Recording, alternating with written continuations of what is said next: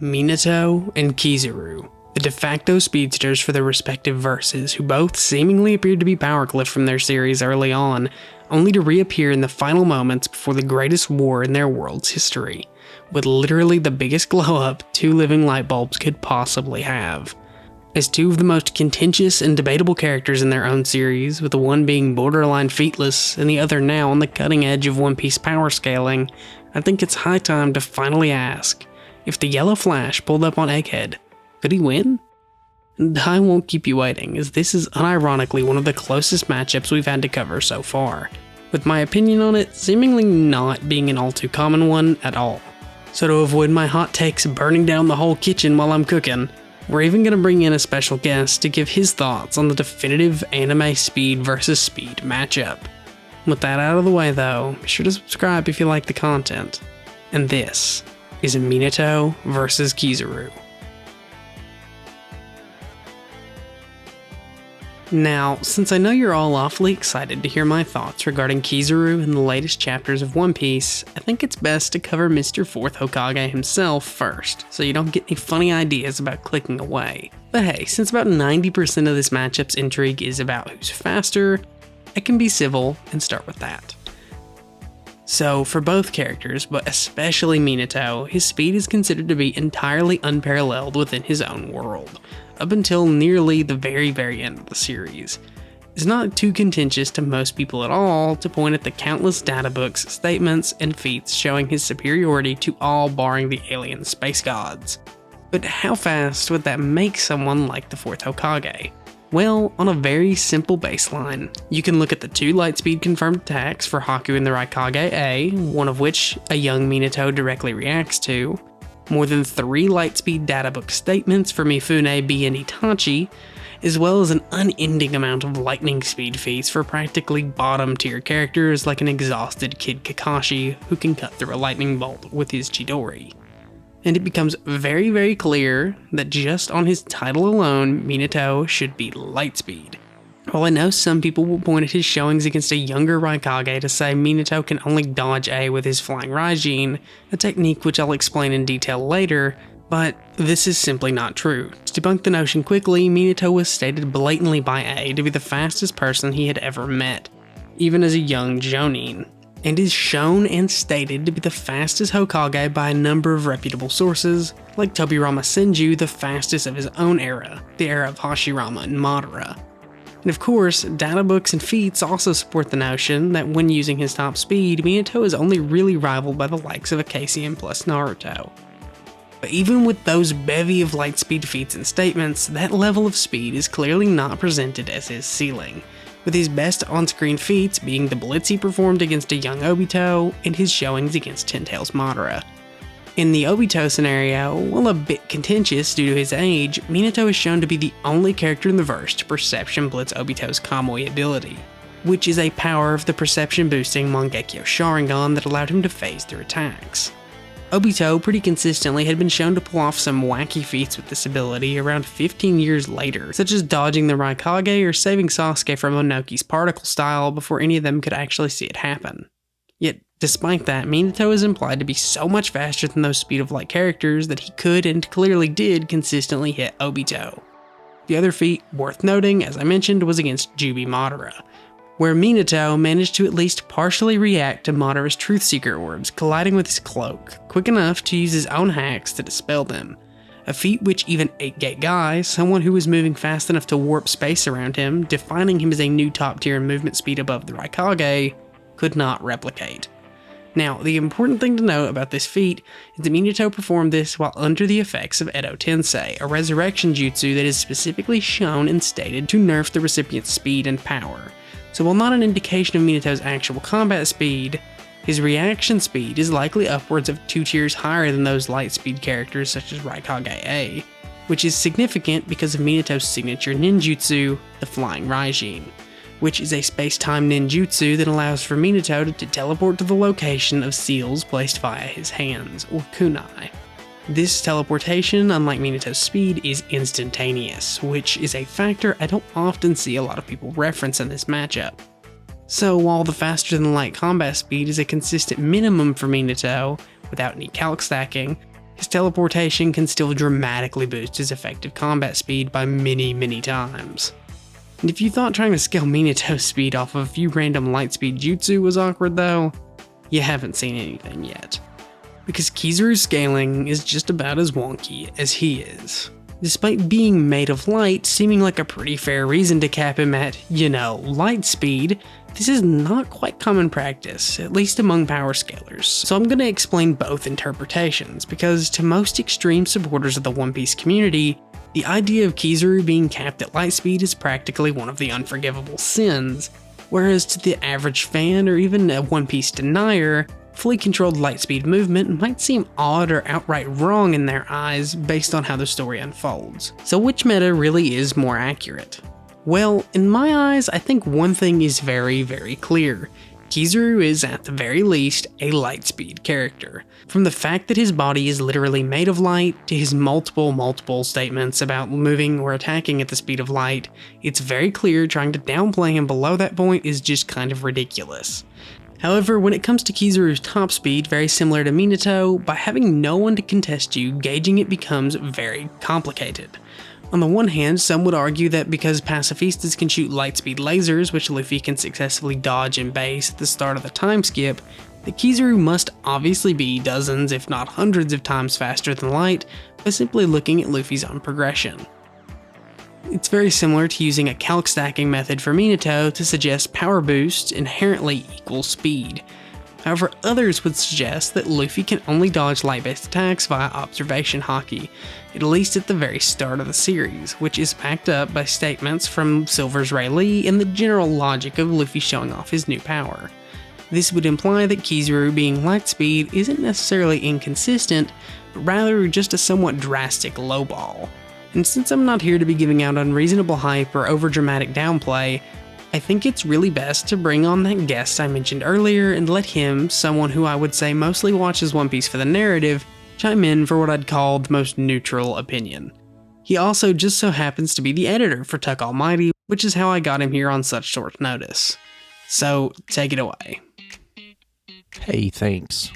As someone who has watched the vast majority of One Piece, and has seen Kizaru perform at Marineford, I think it's really clear to say he's faster than light. He was catching and tagging people like Marco and Beckman with ease. He showed the ability to blitz past and even avoid Whitebeard's hockey-imbued attacks. And also there's this super forgotten statement where Kuma says he can push things away at the speed of light. Add all that to potentially training his devil fruit with an awakening that we haven't even seen yet, and he's definitely faster than light. And at that point, Kizaru is pretty obviously the fastest Admiral, if not number one in the whole series. Now, I will say it's difficult to determine just exactly how much faster than light Kizaru would be, since Luffy and other strong characters in the verse haven't been super consistent with their speed showings, scaling linearly to their strength.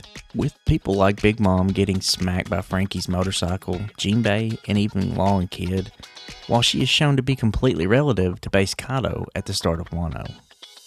Now, Kizaru definitely isn't just light speed though.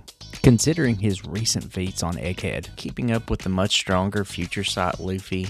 Now, I will say I haven't read this far yet, so those are my thoughts.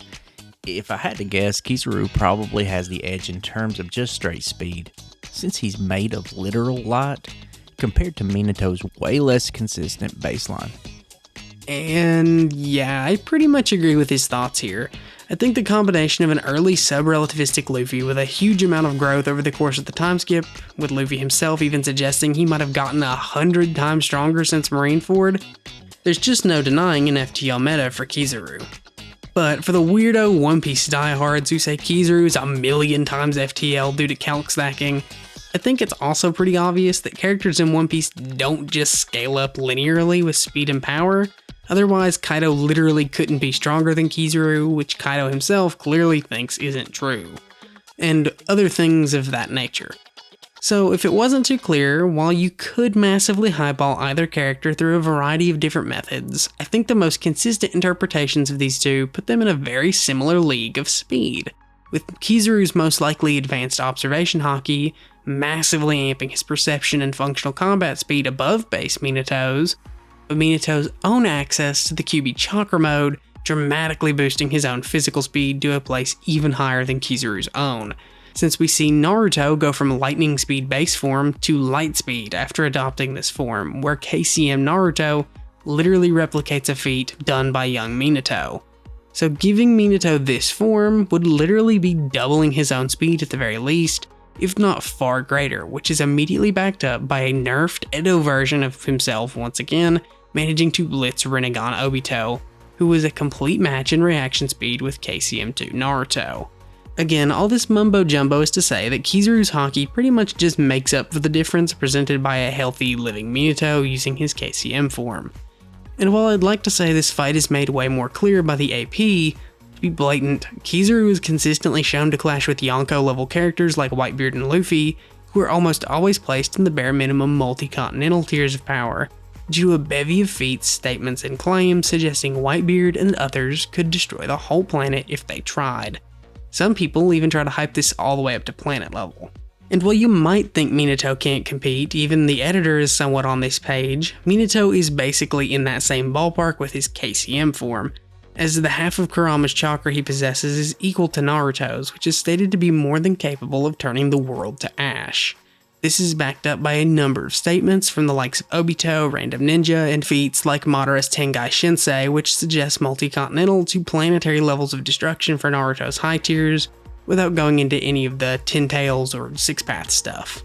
And while you could jump through all sorts of hoops to try and magically squeeze out a few higher numbers for either of them, like Minato having Boruto scaling, or Kizaru having ridiculous One Piece star level arguments through that godforsaken river, I think it's most consistent to say that in terms of a fight, short of their hacks abilities, these two are relatively equal in terms of speed and strength, as two characters just right below the very peak of their respective verses, with arguments to be made for even that to be downplay of their strength in their own right.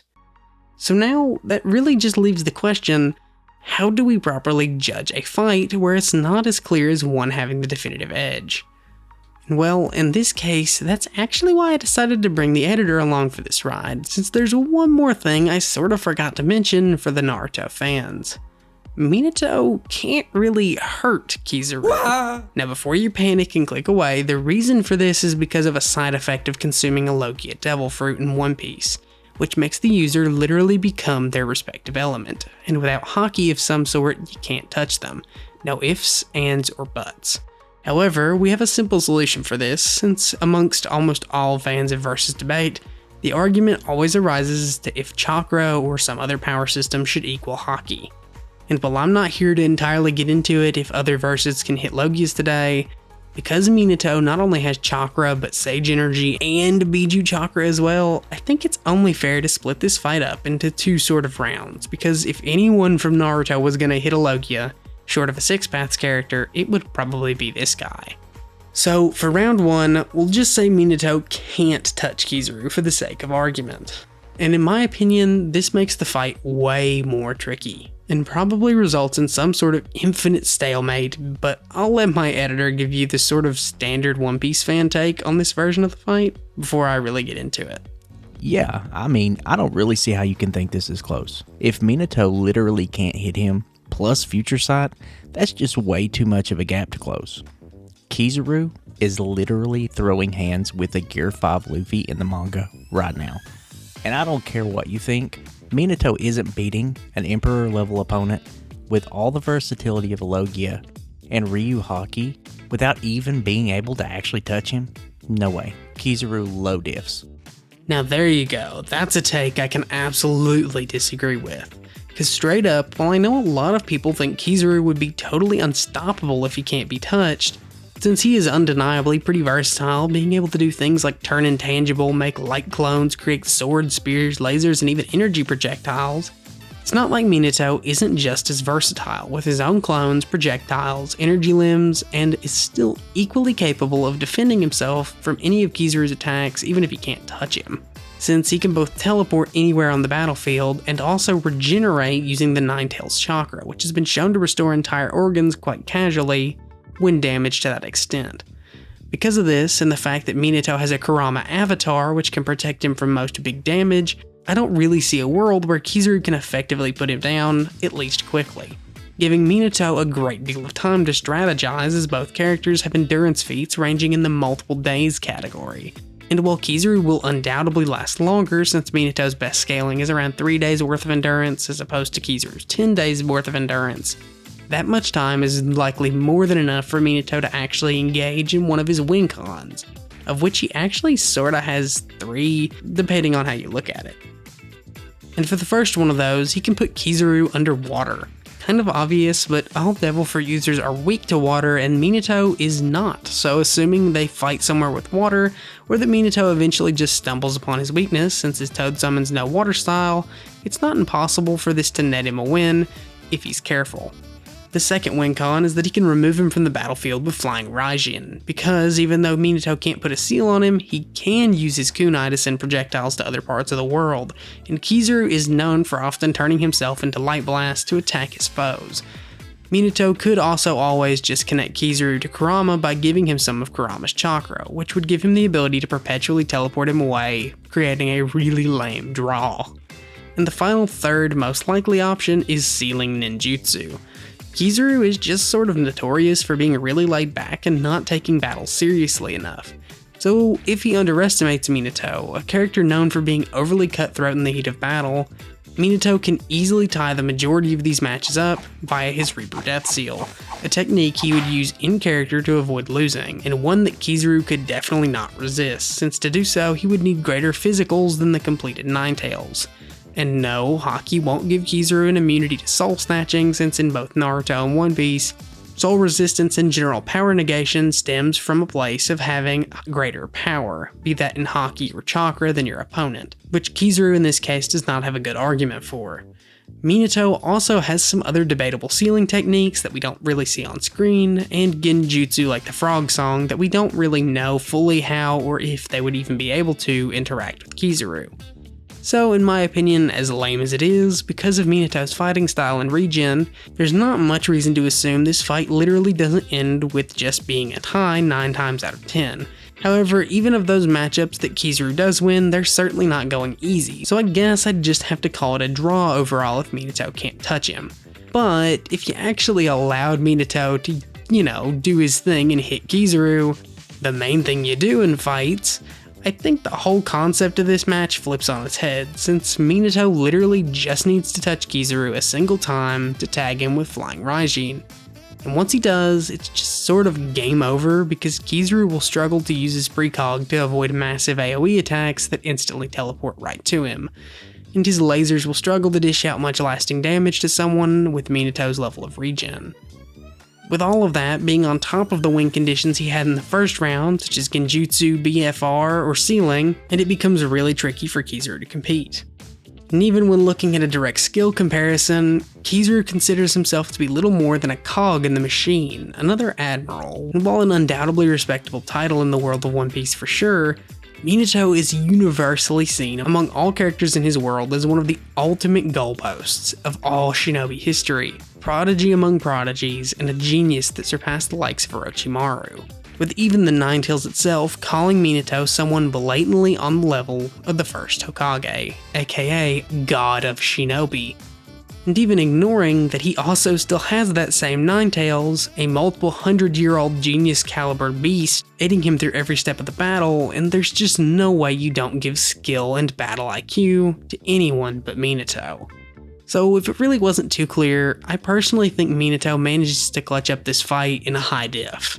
But I know the editor sort of disagrees, and this take isn't really the most common among anime fans, so I'll let him tell you why others might lean in Kizaru's favor. Well, honestly, it just feels like he's stronger. Wait, really? That's it? So yeah, I think so. He's made of light. That's gotta make him faster. He's fighting Sun God Luffy, who has Tomb Force. And I think there's a certain river you're forgetting about. Yep, and that's all of that we have time for today. And if you like this video though and enjoyed the new style, don't forget to subscribe and check out the video on the card. And that's all for today. Thanks, everyone.